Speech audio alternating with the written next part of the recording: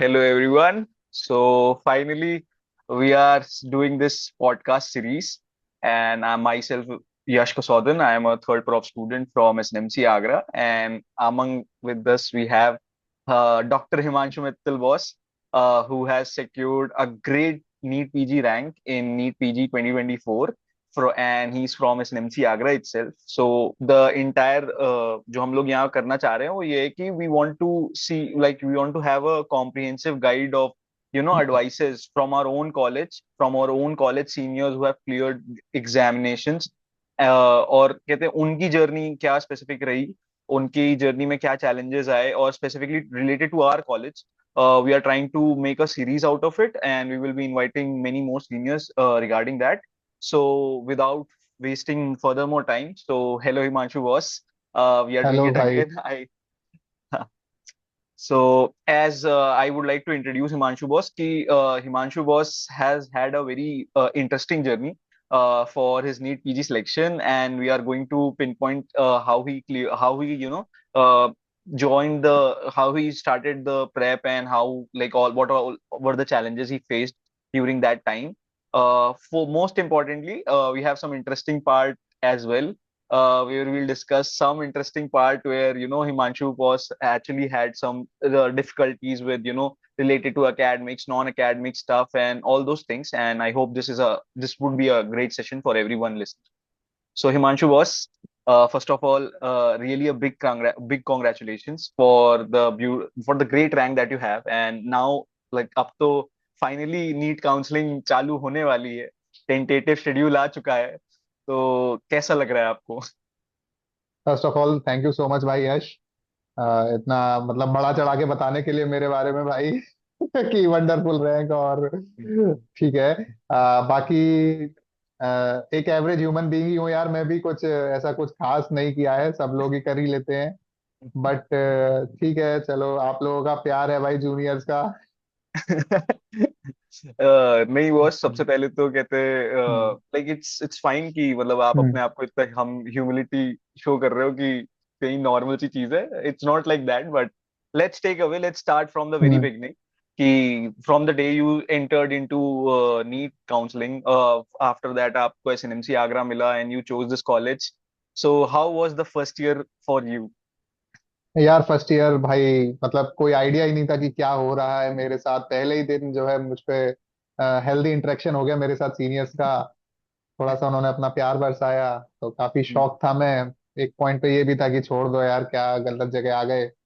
But family का support था, कुछ रिलेटिव्स थे जो डॉक्टर्स थे ऑलरेडी, तो उन लोगों का सपोर्ट था। काफी समझाया उन लोगों ने। फिर ये यार कॉलेज में जब आप एंटर करते हो तो एक नया माहौल होता है, तो थोड़ा सा एडजस्टमेंट डिसऑर्डर वाला वो पार्ट किक इन कर ही जाता है। तो वो आपको मैनेज करना पड़ता है, जो सब ने ही किया था लगभग लगभग पूरे बैच ने ही। और एसएनएमसी आगरा में तो खैर लड़के क्या लड़की क्या सबके साथ ही ये चीज होती है, क्योंकि गर्ल्स को वो कॉमन हॉल मिलता था। तो वो और ज्यादा ट्रोमेटिक था, एटलीस्ट मैं कम से कम घर पे आके चैन से सो तो सकता था। नहीं तो ये वाला जो हम्म, कंपोनेंट आपने अभी कहते हैं मेंशन किया कि जो फर्स्ट ईयर में एक बार को डाउट हुआ कि कहते हैं एमबीबीएस ही करनी है कि नहीं करनी है, from that to now NEET PG, तो लाइक क्या मतलब क्या डिफिकल्टी थी बेसिकली, मतलब जो इतना मतलब आपने मतलब मैंने जो सुना कि from the people around you and that have known you closely, तो उन्होंने बताया था कि एक बार को ये रिग्रेट भी हो गया था कि कोई और करियर फील्ड भी चूज की जा सकती है. हाँ यार ये तो था मतलब एकदम ड्रास्टिक चेंज हुआ था कोचिंग लाइफ से और फिर कॉलेज लाइफ में आने में। प्लस जो फर्स्ट ईयर के सब्जेक्ट्स होते हैं स्पेशली एनाटॉमी थोड़ा डिफिकल्ट होता है समझने में। हम्म. न्यू मेडिकल टर्म्स इंट्रोड्यूस होते हैं, आपका ब्रेन को हम्म. थोड़ा टाइम चाहिए होता है उनको प्रोसेस करने के लिए, उनसे एक्लेमेटाइज होने के लिए ना। तो वही सब चीजें थी, तो थोड़ा सा रिग्रेट हो रहा था उस टाइम पे कि यार मतलब इतनी क्यों। और फिर ऊपर से सीनियर्स का पुष्प वर्षा जो हो रही थी, तो लगता था यार कहाँ कहाँ फंस गए यार, मतलब नहीं आना चाहिए था इस जगह। बट ठीक है यार, 3-4 महीने थोड़ा सा दिक्कत हुई, फिर एडजस्ट हो गए।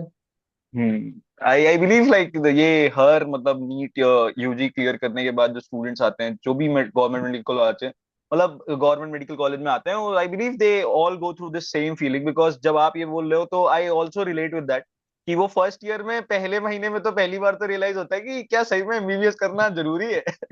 क्या मतलब इतना मन है मेरा एमबीबीएस करने के लिए. So that is one thing where I believe कि कि everybody goes through that. And even मतलब मैंने अपने बैच में भी देखा था बहुत सारे बच्चे, like it's very hard to from that entire shift जो आप कोचिंग में मतलब you are studying and everything, and then when you come here. So मतलब ये एक डिफरेंट वर्ल्ड है. It's a different world all together. And और शुरू शुरू में ही जो आप पे मतलब प्यार से कहते हैं हेल्दी इंटरेक्शन होता है, और उसमें जो कहते हैं आपको रूल्स एंड रेगुलेशंस बताए जाते हैं, पहली बार में तो दुनिया पलट जाती है आपकी कि ओके ये क्या था.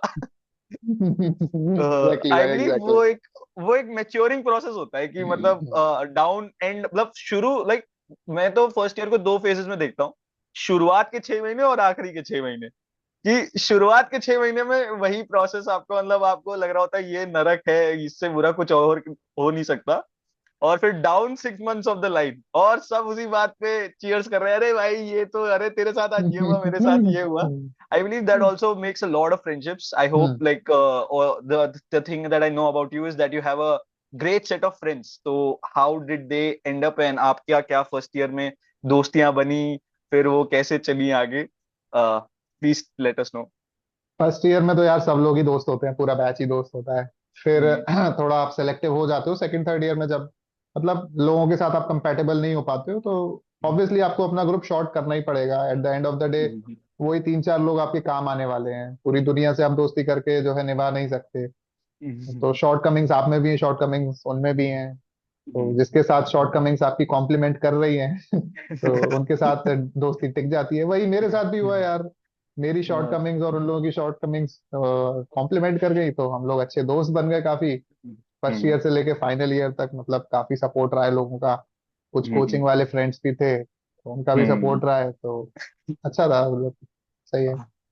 बट यहाँ पे जो एक बात छुपाई गई है और जिसपे हम्म. शायद मैं थोड़ा सा स्पेशल एम्फेसिस करवाना चाहूंगा, हम्म. वो ये है कि आपके एक बहुत ही क्लोज, हाँ कहते हैं आपकी क्लोज पर्सन ने हमें ये बताया कि प्लीज ये हमारी तरफ से एक क्वेश्चन जरूर पूछना कि ये ऐसा क्या था कि आपकी डेटिंग लाइफ फर्स्ट ईयर और सेकेंड ईयर में क्या हुआ था, कुछ इलैबोरेट करना चाहे तो. यार वो मतलब जो मेरे साथ हुआ सबके साथ ही होता है मेडिकल हम्म. कॉलेज में. अप्रोक्सीमेटली 90% बच्चों के साथ तो होता ही है जो मेरे साथ हुआ. तो सबके साथ है, सबके फेज हैं. सब निकलते हैं, दुनिया के बारे में सीखते हैं, लोगों के बारे में सीखते हैं. तो ठीक है, चलता रहता है, तो लाइफ का पार्ट है. नहीं बट मतलब more importantly what I was getting eight is कि ठीक है लाइफ में चलता रहता है, बट इंटरेस्टिंगली मतलब how did you overcome that, and like वो फर्स्ट और सेकंड ईयर का एक सेटबैक के बाद लाइक लाइक नाउ आज हम उस चीज को पलट के देख रहे हैं, तो लाइक आप भी जोक कर रहे हैं, मैं भी जोक कर रहे हैं, आप मुझे लिबर्टी दे रहे हैं उस चीज की. लेकिन like how did at that moment it would have been very devastating, and like going through a breakup and everything, and how did you like composed yourself कि नहीं यार मतलब अब I have to get back in the game, and like I have to like take care of that, I do not lose a lot of my studies on that. Mainly तो मेरा second year बहुत disturb हुआ था उस certain person की वजह से. But hmm. Still मैं बहुत ज्यादा ग्रेटफुल हूँ उसके लिए कि उसकी वजह से मेरे अंदर थोड़े पॉजिटिव चेंजेस आए. मैं थोड़ा कॉन्शियस हुआ, हाँ. थोड़ा सा अपने डिसीजन मेकिंग इम्प्रूव करने की कोशिश की. हम्म. तो ठीक है. उस समय फ्रेंड्स और फैमिली का सपोर्ट था यार, है ना.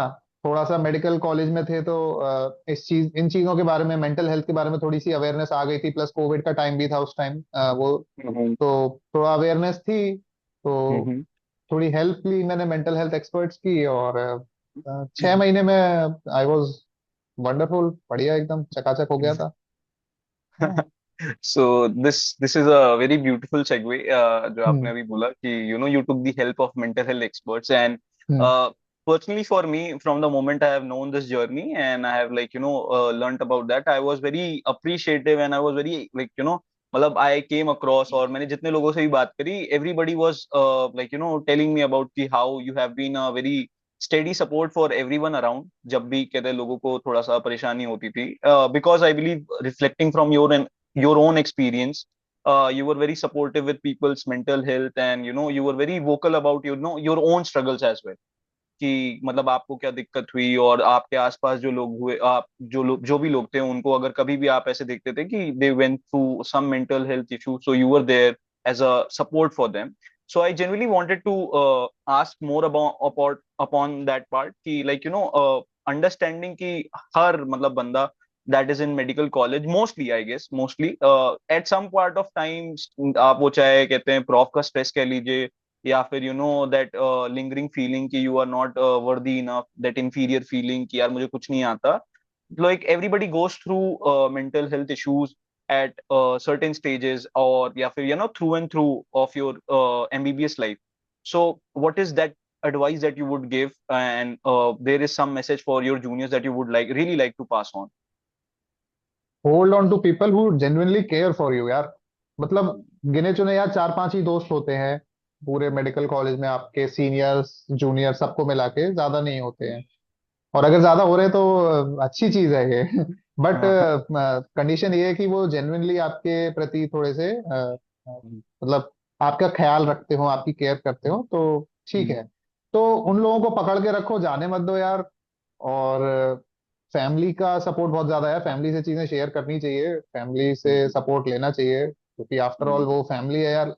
पैदा होने से लेकर मरने तक वही लोग आपके साथ रहेंगे। तो उनका अधिकार है यार जानने का चीजें आपकी लाइफ में। नॉट बिकॉज so कि like उनका हक है या कुछ वो है, बट वो प्यार करते हैं आप लोगों से, तो फैमिली से थोड़ी बहुत चीजें आप शेयर कर सकते हैं।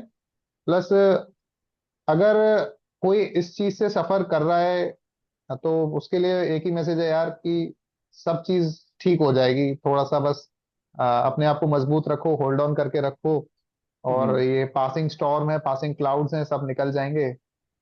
इसके बाद बहुत ही ब्यूटीफुल सा डे आपका इंतजार कर रहा है। वन मोर थिंग बॉस, मतलब hmm. Before you wrap up on this topic, hmm. ये चीज मैं मतलब देखता हूँ कि like you know still we are in medical fraternity and still we really look down upon people taking or going for mental health, like you know going for mental health support, or like you know going for like you know counseling, or like you know asking or seeking advice from therapist and whatnot. और मतलब इसका बहुत कम penetration, and we being the educated middle class, we still like you know look down upon people for that matter of fact. So obviously आपके जब कहते हैं आपको जब you know you go went through such challenges, and I believe you we were so vocal about it, so I believe you would also have faced those issues. So like what was your experience, and like you know any few words about you know ki, like about what it really means to you know go through such difficult times. जब मेरी family को पता चला था कि मैं therapy ले रहा हूँ तो Hmm. थोड़ा सा वो रिलक्टेंट थे, थोड़ा सा घबराए हुए थे कि क्योंकि यार हमारे पेरेंट्स की वही पुरानी सोच है थोड़ी सी कि Hmm. साइकेट्रिस्ट मतलब पागलों का डॉक्टर, Hmm. है ना। तो जब तक वो सोच नहीं जाएगी तब तक जो हम इंफीरियर समझते हैं मेंटल हेल्थ कमी उनको, कम्युनिटी को, तो Hmm. तब तक तो यार क्या ही कर सकते हैं जब तक पागल कह रहे हैं। तब तक तो आप Hmm. इंफीरियर ही मानोगे उन लोगों को। बट जिस Hmm. दिन आप उनको मेंटल हेल्थ एक्सपर्ट एक as a mind doctor consider करने लगोगे तो वो चीज खत्म हो जाएगी। ये चीज मेरे साथ भी हुई थी, जैसे मैंने बताया कि मेरी फैमिली भी परेशान थी, बट Hmm. मेरी सिस्टर थी तो उसने मदर एंड फादर को मेरे समझाया कि यार एटलीस्ट दारू नशे ये सब तो नहीं कर रहा है ना वो। अपने आप को ठीक करने की कोशिश कर रहा है, कुछ गलत नहीं कर रहा है, वो करने दो उसे जो कर रहा है। तो इस चीज के लिए मैं बहुत थैंकफुल हूँ यार दीदी के लिए कि उसने इस तरीके से हैंडल किया। Hmm. So that was that I believe is a very beautiful way to put it. The hmm. at least like you know not going into मतलब you know unhealthy coping mechanism. You hmm. went for something which was more मतलब comparatively very healthy, कि मतलब ठीक है हम्म। मतलब नहीं समझ में आ रहा भाई तो ये पूछ लेते हैं, जिंदगी पहली बार ही जी जा रही है। सही बात। तो ये तो मतलब बहुत इंटरेस्टिंग पार्ट था, and also one thing that you clearly mentioned yourself कि how supportive your sister elder sister has been. So let's go into that direction. Ki, firstly, I want to know that I came to know that you like you know you are from a non-doctor or non-medico family per se. So what were the like you know first of all you are घर का पहला doctor साहब, and then what role family played in your journey, and then please highlight the emphasis on the role that your elder sister played in the entire preparation. यार मेरे doctor बनने से पहले ना शायद मेरे मम्मी पापा ही doctor बने, क्योंकि भाई मुझसे ज्यादा मेहनत यार उन लोगों ने करी है मेरे साथ। हम्म कि मेरे को टाइम से खाना देना, मेरे को कोई दिक्कत हो तो उसको तुरंत सॉल्व करना, चाहे वो फाइनेंशियल हो, चाहे वो कुछ पढ़ाई से हम्म रिलेटेड हो। तो हम्म भले ही वो फिजिक्स केमिस्ट्री बायो वाली फील्ड के नहीं थे, बट स्टिल उन्होंने काफी काउंसलिंग करी, समझाते थे जब स्ट्रेस स्ट्रेस वाला पीरियड होता है। यार पेरेंट्स है, यार पेरेंट्स समझाएंगे। तो मतलब मेरी सक्सेस में यार मेरे से ज्यादा उनका रोल है। हम्म तो मेरे को लगता है पेरेंट्स जो है बहुत हेल्प करते हैं आपकी throughout the preparation phase, throughout the struggle hmm phase. Hmm बाकी यार मेरी सिस्टर का तो ऑब्वियसली रोल है ही, she was more like a friend to me. मतलब उसको सब पता रहता है मेरे बारे में कि मैं क्या कर रहा हूँ, क्या नहीं कर रहा हूँ, किससे मिल रहा हूँ, किससे नहीं मिल रहा हूँ। She knows everything about me. तो उस चीज को लेके वो गाइडेंस भी देती रहती है यार। ऑब्वियसली एक थर्ड पर्सन का पर्सपेक्टिव मिल जाता है मुझे, जो कि एक ट्रस्ट वर्दी पर्सन है जिसपे मैं भरोसा कर सकता हूँ। हम्म मुझे मालूम है कि ये गलत सलाह तो नहीं देगा। हाँ। हाँ तो she is thinking best about me, तो उसकी सलाह लेता था। और ठीक है यार, सब बढ़िया था। नहीं, one more thing that I believe hmm. you consciously missed out was हम्म। कि even when there were times that I came to know कि मतलब you had some struggles with little bit of anxiety, और obviously मतलब वो NEET PG की हम्म। Preparation में होता ही है। whenever like there is so much pressure, तो आप मतलब obviously कहते हैं you get anxious कि यार कल मुझे इतना पढ़ना है, और the amount of syllabus that has to be covered, all these things bother everyone. But I came to know that there was one beautiful part that anytime it used to be a little like used to get a little tough, or you used to get a little overwhelmed by all those things, you used to go to the like आपकी दीदी के यहाँ. And I came to know that you are a very super friendly person with children as well. So please let everyone know about that. यार पढ़ाई का तो यार stress हमेशा ही रहता था।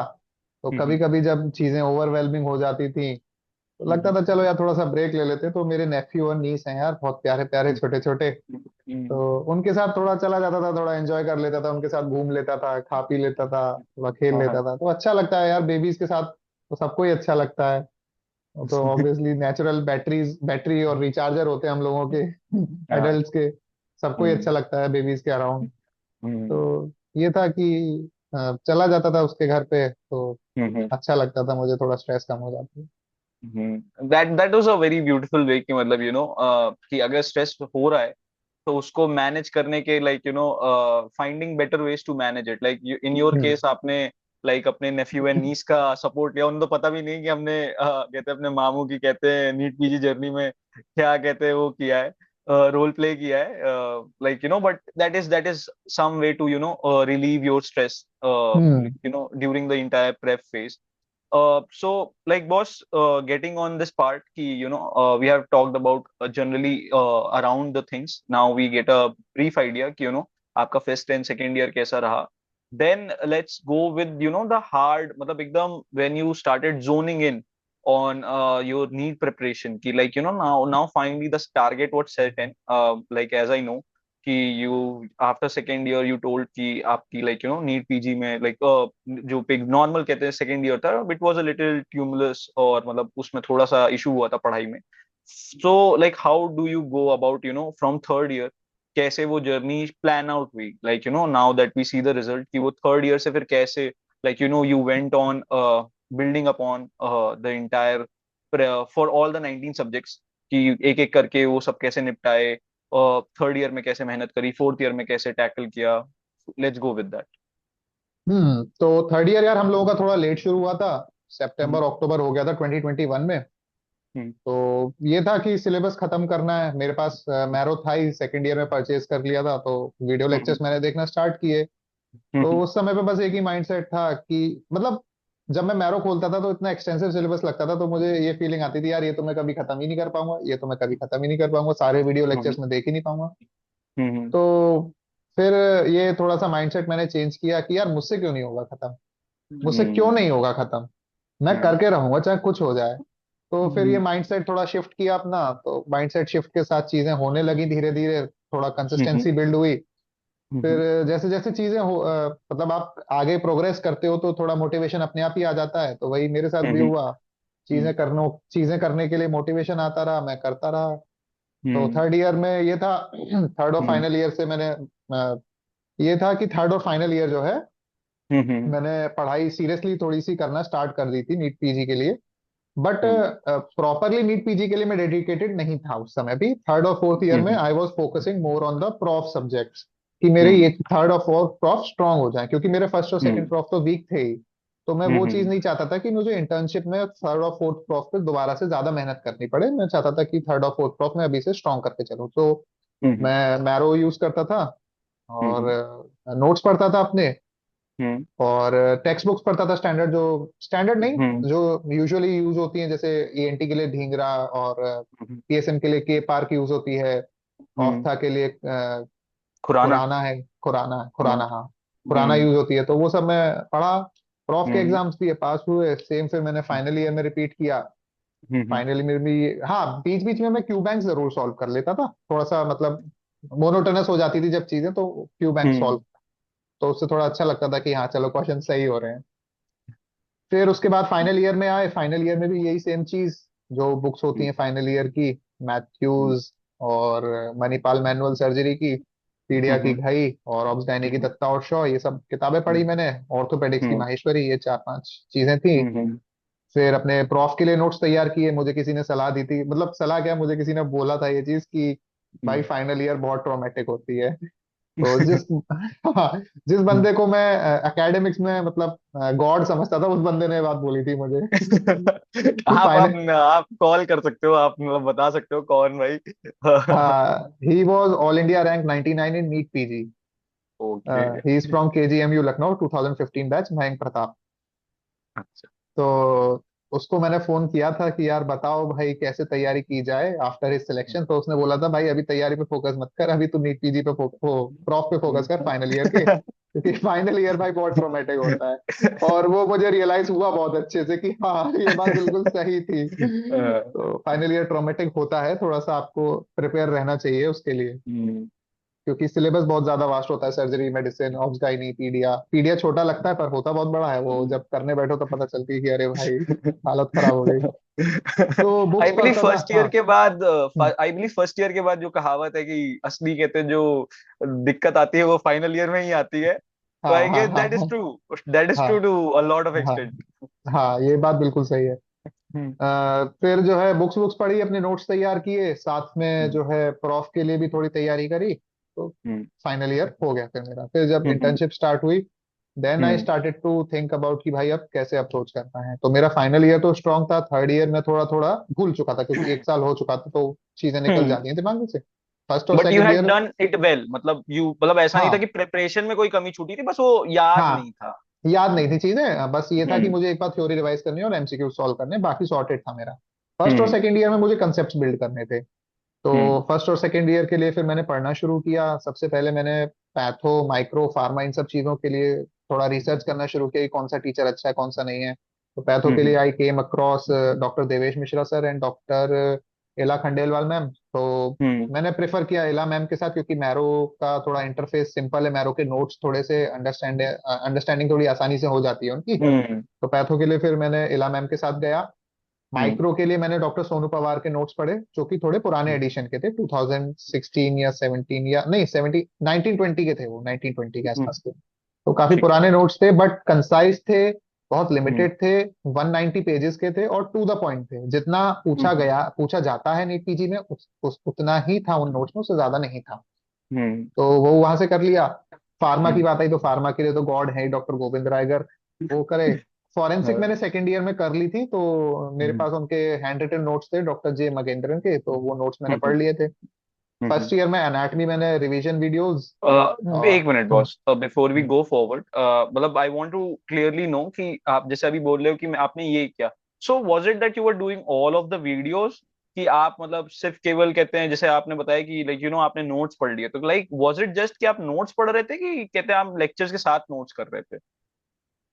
नहीं, मैं एक्चुअली मैं लेक्चर्स के साथ नोट्स मैंने सिर्फ फाइनल ईयर तक किया है। इंटर्नशिप में मैंने ओके। सिर्फ नोट्स पढ़े हैं, क्योंकि हम्म इतनी अंडरस्टैंडिंग डेवलप हो जाती है कि आप हम्म चीजें समझने लगते हो जब आप उनको पढ़ते हो। तो मेरे को नहीं एक लगता ब्रॉड कि, ब्रॉड आइडिया होता है। हाँ, कि मुझे नहीं हम्म लगता फिर कि इंटर्नशिप में आपको वीडियोस, पूरी वीडियोस देखने की जरूरत है। हो सकता है कि एक आध दो कॉन्सेप्ट आपको नहीं समझ में आ रहे हो, तो उसके लिए आप देख हम्म सकते हो। बाकी हम्म सब चीज लेक्चर नोट से हो जाती है। हम्म। तो यही करा था मैंने, सिर्फ नोट्स पढ़ता था, बाकी दो तीन चीजें जो अटकती थी उनके लिए मैं वीडियो लेक्चर्स देख लेता था। फिजियो अच्छा। मैंने मैरो से करी, डॉक्टर क्या नाम है, साउथ इंडियन सर हैं, कृष्णा सर, हाँ। कृष्णा सोलियप्पन कुछ ऐसे करके नाम है। और बायोकेमिस्ट्री मैंने डॉक्टर स्माइली पृथ्वी मैम से करी थी। ठीक है। तो उनके भी नोट्स पुराने प्रेप लैडर वाले थे, तो वही कंसीडर किए हम्म थे, वो भी कुछ 200-250 पेजेस के थे, हम्म कंसाइज थे, और उतना ही पूछा जाता, उससे ज्यादा पूछा भी नहीं जाता। हम्म।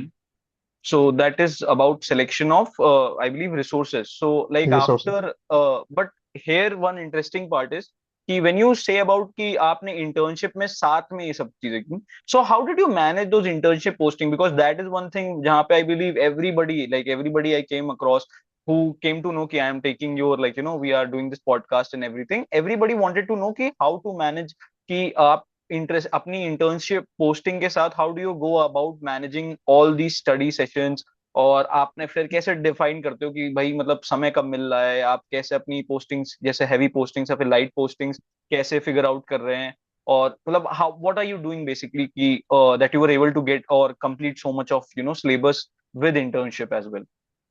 आई फील कि जो प्लानिंग होती है ना, वो पर्सन टू पर्सन वेरी करती है। उसको आपको अपने हिसाब से एडजस्ट करना पड़ेगा, क्योंकि हर किसी के पढ़ने का स्टाइल डिफरेंट होता है, सिटिंग आवर्स डिफरेंट होते हैं, ग्रास्पिंग पावर डिफरेंट होती है। जो मैंने किया था वो मैं ये करता था कि नोट्स अपने हमेशा साथ में रखता था, पोस्टिंग्स के बीच में थोड़ा टाइम मिल जाता था तो मैं उन नोट्स को पढ़ता था, मैं क्वेश्चन सॉल्व नहीं करता था, ऑन द कॉन्ट्ररी, जबकि सब लोग बोलते हैं कि पोस्टिंग्स के बीच में आपको एमसीक्यू सॉल्व करने चाहिए। मुझे ऐसा लगता था कि एमसीक्यू सॉल्व करने के लिए मेरे को पूरा कंसंट्रेशन चाहिए, जो कि वार्ड में नहीं हो पाएगा। पर अगर मैं नोट्स रिवाइज कर रहा हूँ तो रिवीजन में मुझे नहीं लगता कि उतना ज्यादा कंसंट्रेशन की जरूरत है, क्योंकि आप कंसेप्ट ऑलरेडी क्लियर है, आपने वो चीज पहले से पढ़ रखी है, आपको सिर्फ ब्रशअप करना है अपने माइंड में थोड़ा सा। तो मैं सिर्फ पोस्टिंग्स में नोट्स लेके जाता था, तो थोड़ा बहुत जितना हो जाता था उतना पढ़ लेता था। अगर हेक्टिक पोस्टिंग होती है यार, तो नहीं कर सकते आप पढ़ाई, आप सुबह सोचो कि 8 से 4 की आप पोस्टिंग है, फिर 4 बजे आके आप पढ़ने बैठ जाओ, तो बहुत डिफिकल्ट होता है। पढ़ भी लोगे तो आप 1 1.5 2 घंटा पढ़ लोगे, उससे ज्यादा टाइम नहीं दे पाओगे, और 1 1.5 2 घंटा में कुछ नहीं होता। तो आपको उस हिसाब से एडजस्ट करना पड़ेगा अपनी पोस्टिंग्स के, कि कौन सी पोस्टिंग डिफिकल्ट है, कौन सी पोस्टिंग सिंपल है, और उसी हिसाब से आपको अपना प्लान बनाना पड़ेगा। और मैं ये कहूंगा कि भाई लॉन्ग टर्म में प्लानिंग मत करो, शॉर्ट टर्म में प्लानिंग करो। नेक्स्ट डे प्लान करो, एक दिन का, कि हाँ अब मुझे कल का दिन है, कल मेरी यहाँ, कल पोस्टिंग यहाँ है मेरी, तो मुझे सिर्फ इतना ही करना है। क्योंकि होता क्या है कि वो शॉर्ट गोल्स हो जाते हैं, तो उनको अचीव करने में आसानी होती है, वो ओवरवेल्म नहीं करते आपको। जब आप लॉन्ग टर्म गोल्स ले लेते हो तो वो बहुत बड़े हो जाते हैं, तो उनको अचीव करने में थोड़ा सा ऐसा लगता है यार ये तो बहुत ज्यादा हो गया। अब आप सोचो कि एक दिन में या फिर हफ्ते भर में आप सर्जरी खत्म कर रहे हो, तो एक बोरियत भी आ जाती है ना, कि यार इतना लंबा सब्जेक्ट है, इतना कुछ पढ़ना है, कब तक पढ़ेंगे, चलो आज छोड़ देते हैं, थोड़ा सा वो हाँ बोरियत आ जाती है। तो उसको रिलीव करने के लिए 1 day at a time, next day plan करके चलो बस।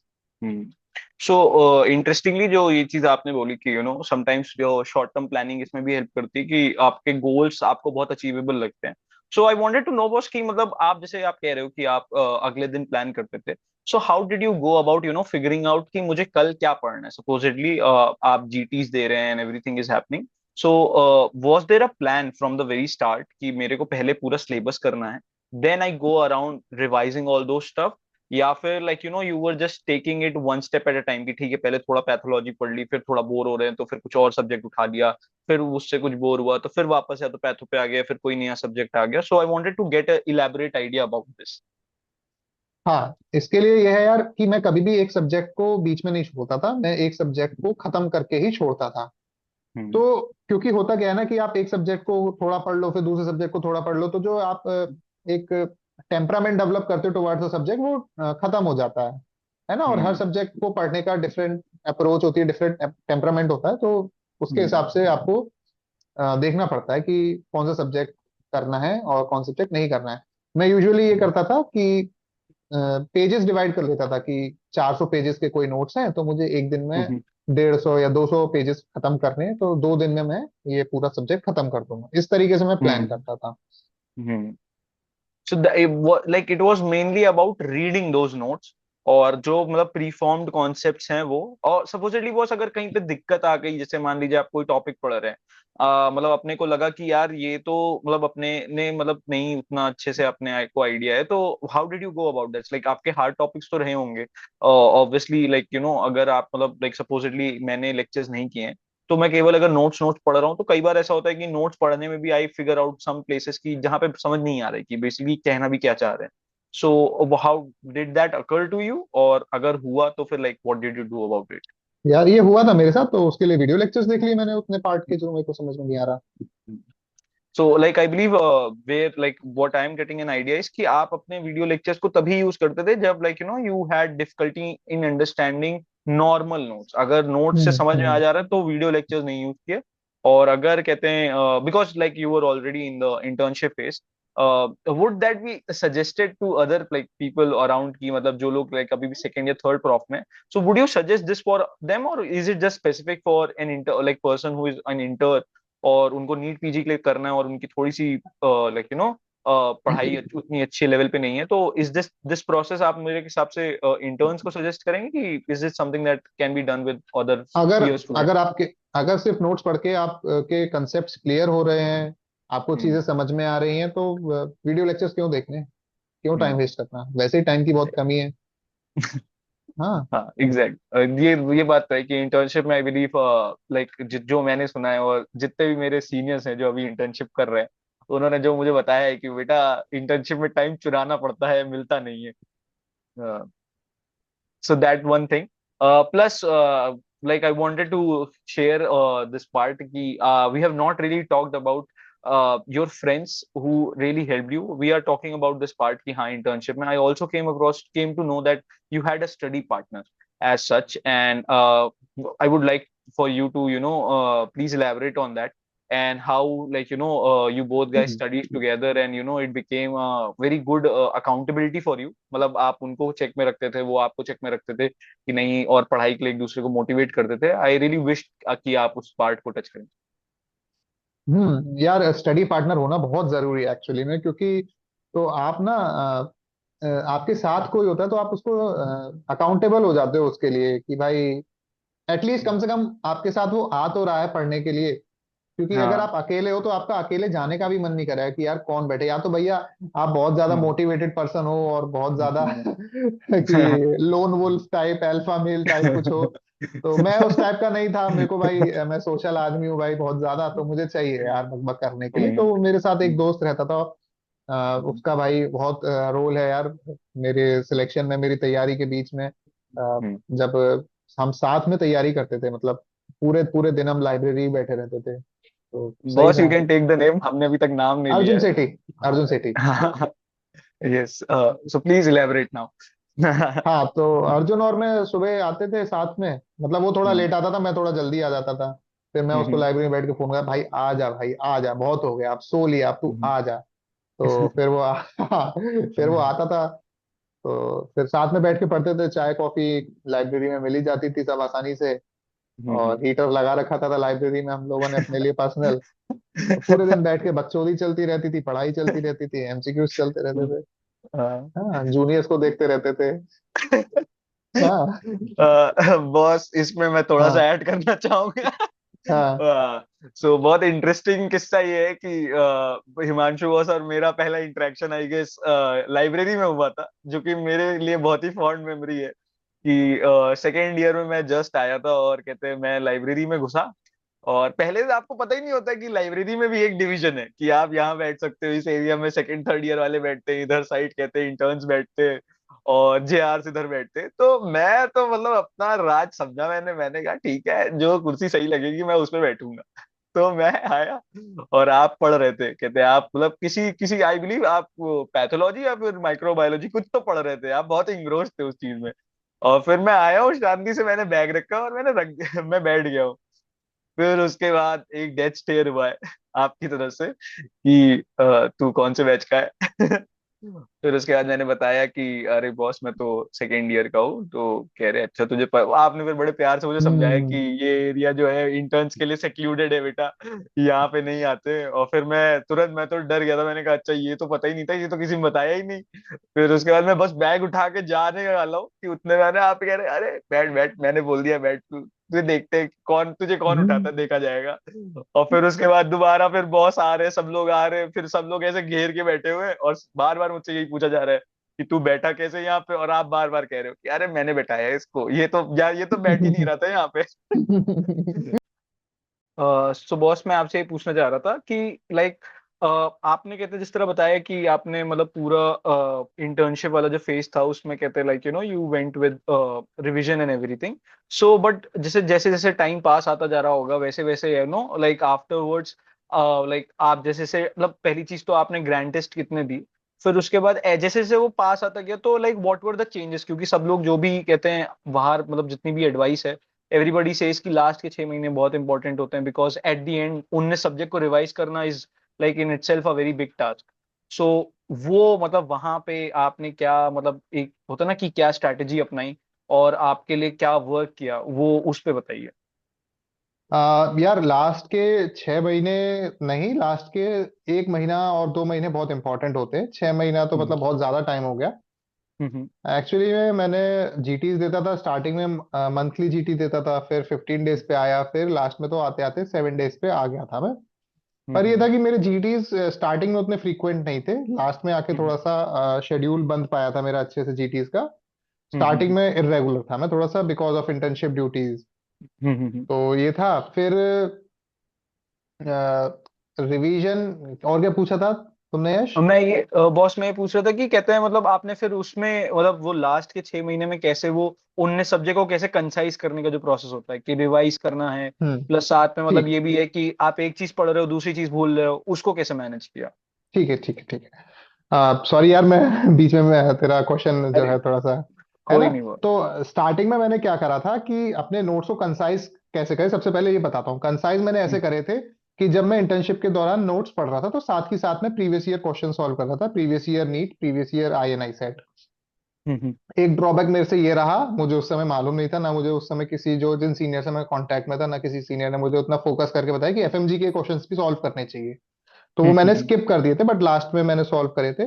तो स्टार्टिंग में हम्म तो मैंने आईएनआई और नीट के क्वेश्चन सॉल्व करे थे, और जो क्वेश्चन आईएनआई या नीट में आया हुआ है वो अपने नोट्स में मैं मार्क कर लेता था कि हाँ भाई हम्म ये टॉपिक है, इस टॉपिक से ये क्वेश्चन आया, इस टॉपिक से ये क्वेश्चन आया। तो होता हम्म क्या था कि मुझे लास्ट में जाते जाते जैसे जैसे मैं सॉल्व कर रहा था क्वेश्चंस, तो मुझे एक आइडिया लग हम्म गया था कि किस सब्जेक्ट में कौन सा टॉपिक कितना इंपॉर्टेंट है और कितनी बार फ्रीक्वेंटली आस्क्ड है, वो कितना ज्यादा पूछा जाता है, एग्जामिनर को हम्म उसमें से क्या पूछ सकता है, क्या पसंद है उसमें से। तो ये सब हम्म चीजें ना वो प्रीवियस ईयर जो मैंने मार्क करे थे नोट्स में उससे समझ में आ गया था। तो हम्म कंसाइज तो मैंने एज सच नहीं किए थे कि मैंने अलग से कोई स्मॉल नोटबुक बनाई हो या कुछ शॉर्ट हम्म कोर्स लिया हो, कुछ उस तरीके का नहीं था। हम्म मैं अपने मेन नोट्स से स्टिक करा रहा, वो ही मेरे लिए कंसाइज हो चुके थे इतने कि मैं उनको रिवाइज कर सकूं।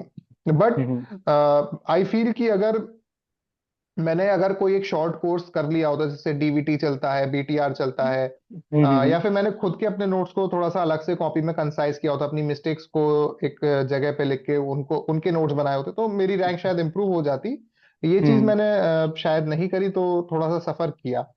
एक्चुअली में हम्म हुआ क्या था कि मेरी प्रिपरेशन शायद उतनी खास थी भी नहीं। मेरी एम्स में आईएनआई सेट में मई वाले एग्जाम में 8,000 के आसपास समथिंग रैंक थी। तो हम्म उसके बाद से ना मैंने थोड़ा सा स्पीड पकड़ना शुरू करी, क्योंकि उससे मुझे थोड़ा सा आइडिया लग गया कि where do I stand among all the competition. तो समझ में आ गया था कि यार 8,000 तो मतलब ठीक है, अच्छी रैंक है 8,000 भी, मैं ये नहीं कह रहा 8,000 लाना मतलब 8,000 बुरी रैंक है, बट मुझे मालूम था कि यार मैंने पूरे साल भर डेडिकेशन दिया है, तो मैं 8,000 पे तो सेटल नहीं होऊंगा। तो वहां हम्म से मैंने थोड़ा सा और पेस पिकअप किया। उसके बाद मैंने 2 या 3 रिवीजन्स और करे थे, मई से लेके हम्म अगस्त तक। तो हम्म उसकी वजह से मेरा स्कोर काफी बूस्ट हुआ, ऐसा मुझे हम्म। लगता है। तो लाइक एक ये मुझे बहुत अच्छा लगा कि बॉस आपने ये वाला पॉइंट मेंशन किया कि ये अगर आपने कोई कोर्स कर लिया होता है, ये मतलब बहुत ज्यादा मतलब once you have been through the journey आपको मतलब अपनी भी फॉल्ट समझ में आती है कि वेयर यू लैग्ड और what were the things that you could have done better. And I believe मतलब वो अपने आप में मतलब एक बहुत हेल्पफुल पॉइंट होता है मतलब मैं भी, मतलब मेरे को लगता है जब भी मैं भी कोई जूनियर को एडवाइस कर रहा होता हूँ तो मतलब मैं अपना तो जो किया वो बताया, और आप वो भी बताते हो कि आपने क्या गलती करी थी और वो उसे नहीं करनी चाहिए। So I believe that is a very beautiful advice. और before I move on, first of all boss, जो एक बहुत ही इंपॉर्टेंट चीज रही है और जो कि एक बहुत ब्यूटीफुल पार्ट भी रहा है, कि मतलब आपकी जर्नी में द ऑलवेज, पूरे पॉडकास्ट में जो आपने मेंशन किया, यू नो दैट आपके फ्रेंड्स का बहुत बड़ा रोल था। They were very supportive, and the more I got to know about it, that you know you guys were a team sort of in some manner, और जो आपके close people थे, so they also ended up scoring good marks, like you know Astha ma'am for that matter of fact, and other Urvashi ma'am for that matter of fact, and like you know you all were on good terms and everything. So like I just wanted to you know touch on that part कि you know how like you know कि एक group में वो feel होना कि like हाँ हम सब अच्छा कर रहे हैं, then rather than you know being extra competitive, you guys chose that path कि नहीं हम सब अपना अपना कर रहे हैं, you know helping and supporting each other all the way through, and then ended up being you know getting good ranks. Everyone got good ranks, and like I hope that whoever didn't would get in the future. So some part about that कि you know how like you know how it has been a journey for you. यार हम लोगों का ज्यादा contact नहीं था to be honest. सिर्फ questions discuss करते थे, और बहुत ही कभी कभार की मतलब कोई क्वेश्चन बहुत ज्यादा डिफिकल्ट लग रहा है, कंसेप्चुअल लग रहा है, ट्रिकी लग रहा है, तो सिर्फ वो क्वेश्चन हम्म। डिस्कस करते थे। बट एज हम्म। सच मैं आस्था या उर्वशी से मतलब रेगुलरली पढ़ाई को लेके ज्यादा बातचीत नहीं कर पाता था, क्योंकि मेरा स्टडी पार्टनर अर्जुन सेठी था। ओके। हाँ, तो उन लोगों से मेरा उतना ज्यादा पढ़ाई को लेकर कांटेक्ट नहीं, बाकी बकचोदी तो चलती थी अपनी, भाई दोस्त है तो। हाँ, वो तो एक वो फ्रेंडली बैंटर तो चलता ही रहता है, बाकी तो फिर हाँ लाइक हाँ। कुछ कुछ। अच्छा बॉस, मैं इस चीज पे भी टच अप करना चाहूंगा कि मतलब like when you get into internship, like everything gets hectic per se, and like you know there are differences in timing and everything. So how does that like you know affect a normal routine, like जैसे आपकी कहते हैं internship है, और like आपको internship में पहली पहली बार डॉक्टर साहब वाला फील आता है कि अब तो बड़े डॉक्टर साहब बन गए, अब तो कुछ कुछ तो कर रहे हैं मतलब। तो वो एक्सपीरियंस कैसा रहा है, मतलब वो मैं जानना चाहता हूँ। यार स्टार्टिंग का ना एक दो महीने ना बहुत अच्छे होते हैं, क्योंकि आप प्रोसीजर्स कर रहे हो, जो चीज आप हमेशा से सोचते थे कि इंजेक्शन लगाएंगे, इंट्राकैथ लगाएंगे, किसी के फोली हम्म। आरटी डालेंगे, ये सब हम्म। छोटी छोटी चीजें होती हैं।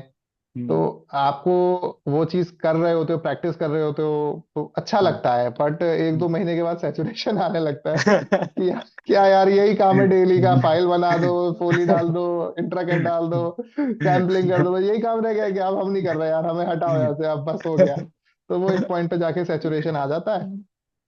बट क्या कर सकते हैं भाई, काम तो काम है, करना है तो करना है, नहीं तो भाई हम्म। एब्सेंट जाएगी, एक्सटेंशन लगेगी, स्टाइपेंड कटेगा, क्या मतलब है फिर उन सब चीजों से। तो यहाँ पे एक इनफेमस पार्ट आता है ना कि like many people try to skip internship, so what is your take on that कि मतलब like I do not say कि मतलब it's a personal choice, some people try to you know cover up their syllabus for that matter of fact उस period of time में, और कुछ चीजें में कुछ चलता है लाइक आप बहुत ज्यादा ओवरवेलम हो रहे हो तो एक छोटा सा ब्रेक बनता है।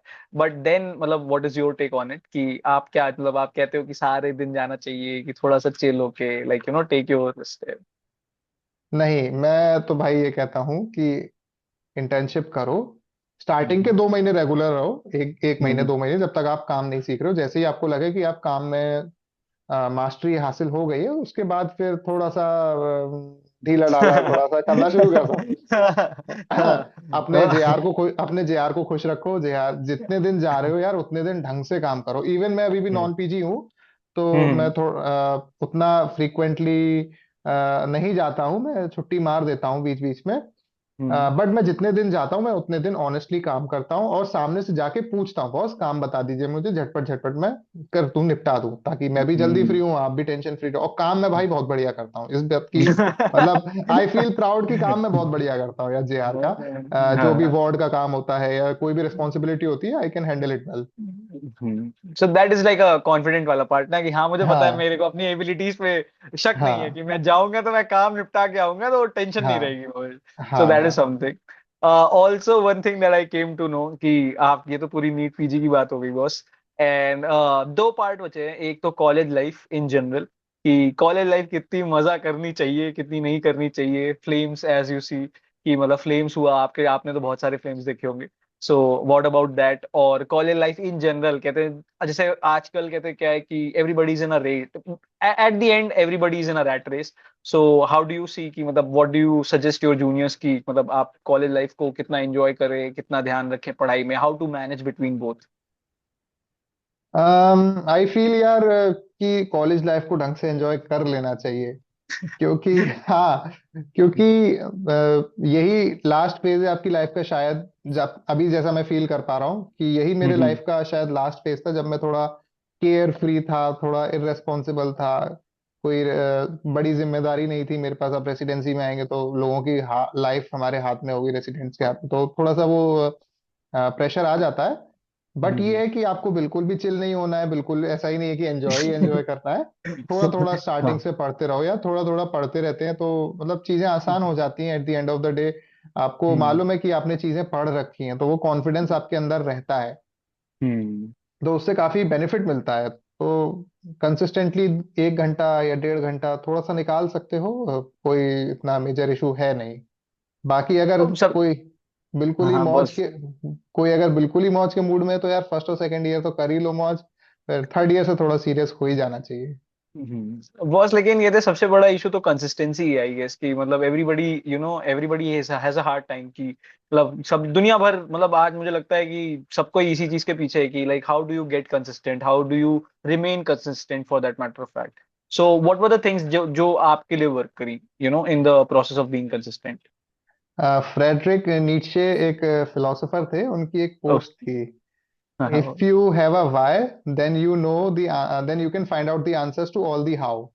हम्म। तो you will have to find your why. Hmm. Consistency अपने आप आ जाएगी, एक बार व्हाई ढूंढ लो कि आपको सो क्यों व्हाट वाज करनी है। What was your why for that matter of fact, कि मतलब what was the north star, एक होता है ना कि वो हमें गाइड कर रहा है कि मतलब आप बस लगे हुए हो, for what was that for you?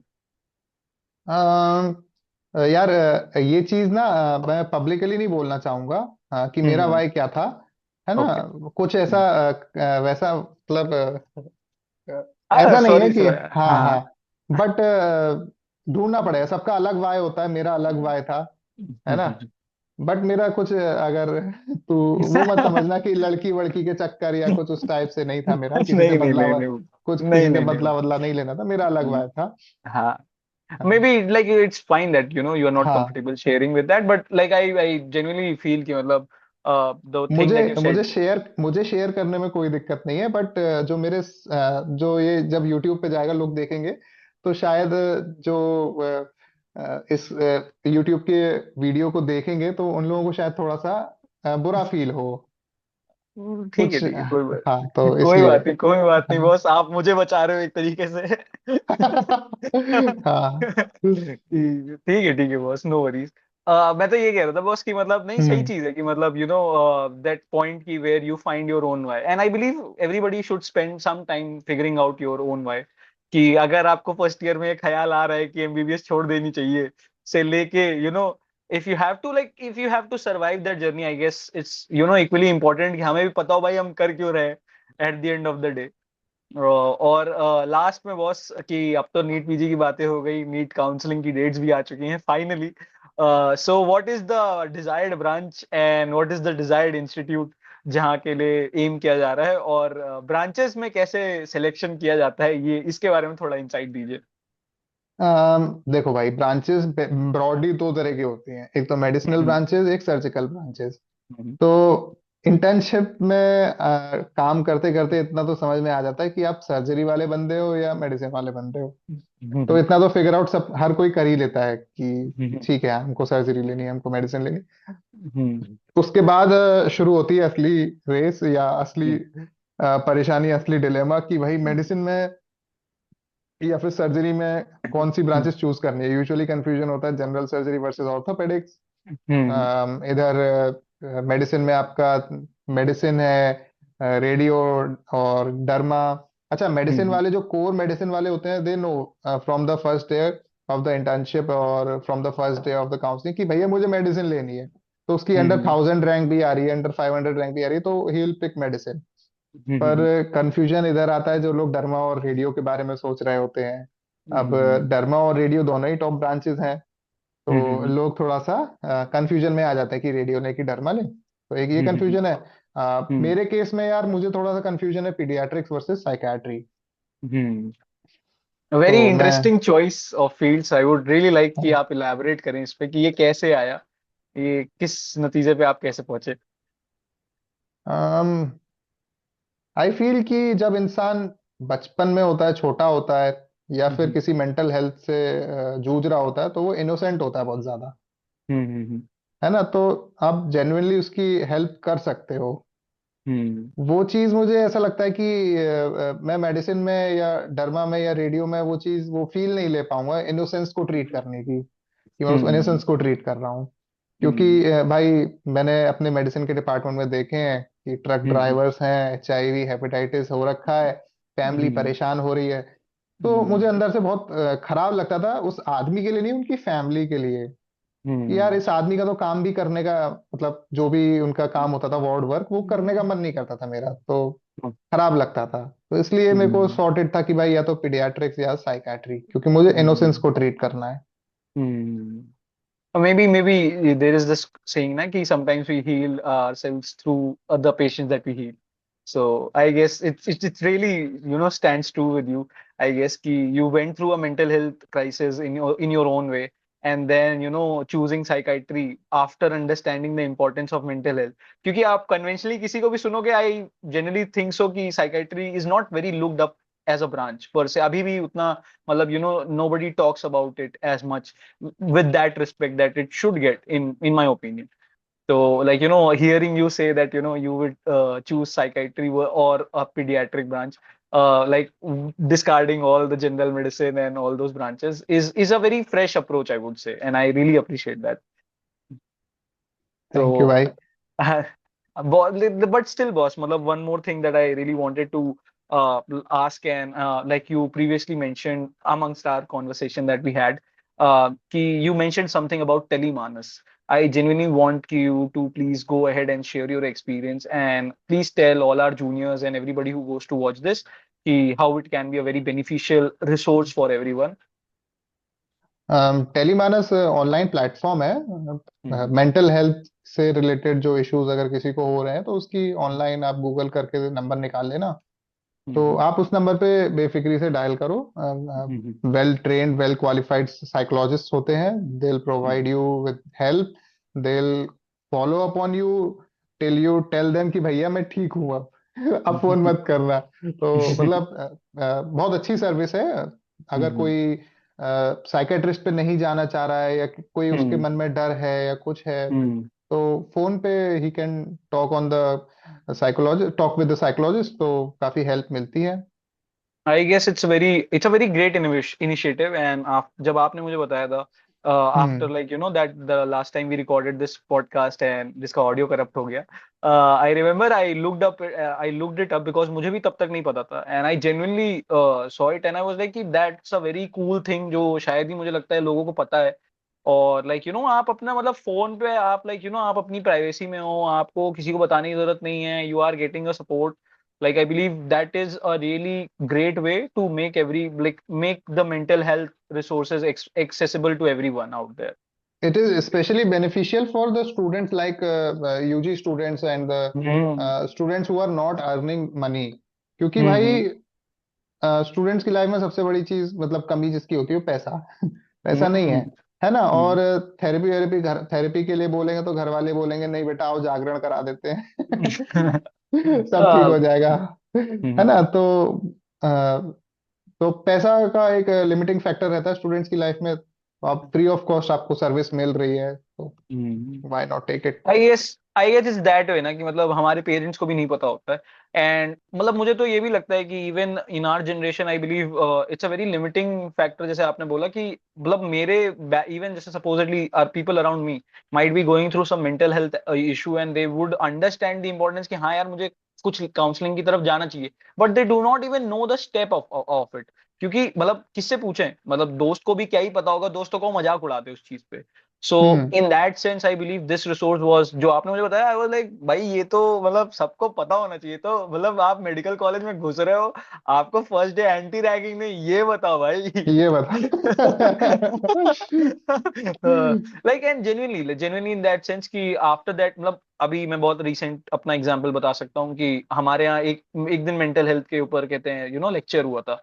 So like the lecture was great, like the teacher, that the professor that took it was exceptionally well, memes and everything, great lecture. But the point is, still the point is कि आप like we want, I would require a resource, like at the end of the day I might understand what mental health issue I might be going through or somebody else might be going through, but फिर मैं मदद कैसे करूं? मैं नहीं हूं therapist ना, मैं किसी को बोल सकता हूँ कि भाई चला जा थेरेपिस्ट के पास, like it's an expensive thing already. So like these resources or इनकी knowledge I believe is some, it's a game changer I believe for everyone. So thank you for that, आपने मुझे बताया वो चीजें, और मतलब I would genuinely love to like anybody who takes away anything from this should like should just take away कि मतलब भाई टेलीमानस जैसी कोई चीज होती है. कोई चीज Because होती है। any, हाँ, कि like anybody who like is आपके near and dear ones, like हमारे घर पे पेरेंट्स या फिर anybody who is close to you, you can all like offer them quality मतलब mental health advice and support, for that matter of fact, free of cost. So yep, boss, with that, I believe we are coming to the end. And any last, suggestion, advice to anybody, like, irrespective, you whoever listens this, senior, junior, everybody is like, here for some advice. So what is the last piece of advice that you would give in general for every junior that is out there for you? भाई, अपने आप को under estimate करना बंद कर दो। You are more than what you think about yourself. You are more stronger than you think about yourself, and you are more smart than you think about yourself. ये चीज भाई मैंने realise करी है। आपके present circumstances decide नहीं करते कि आप कहाँ जाएंगे, वो सिर्फ ये डिसाइड करेंगे कि आप कहाँ से स्टार्ट करते हो। तो भाई, अभी स्टार्ट करो, अपना वाई ढूंढो, अपने लिए, अपनी फैमिली के लिए काम करना शुरू करो।